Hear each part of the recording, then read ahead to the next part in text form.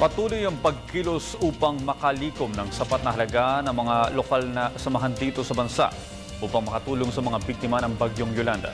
Maliban sa nalikom na pondo, hinihikayat din ng pamunuan ng Philippine College of Physicians na mag-ambag ng serbisyo ang mga doktor sa mga lugar na nasalanta. Para sa detalye, balita mo kami Sam Ramirez.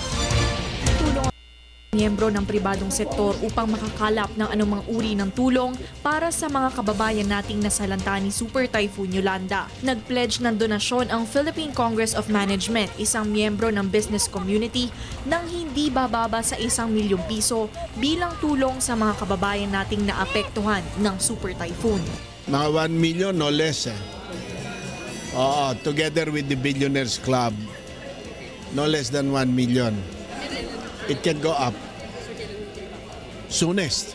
Kumari nga ngayon mismo eh. It's that urgent. Isa din sa mga grupong tumutulong ang Philippine College of Physicians.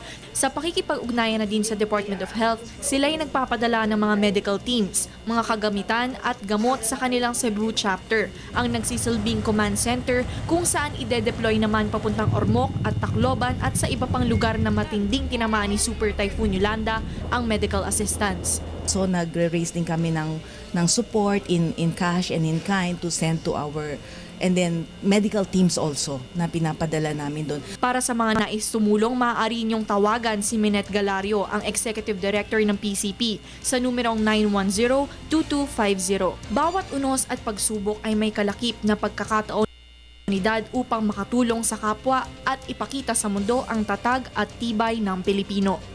Nag-uulat para sa Telebisyon ng Bayan, Sam Ramirez.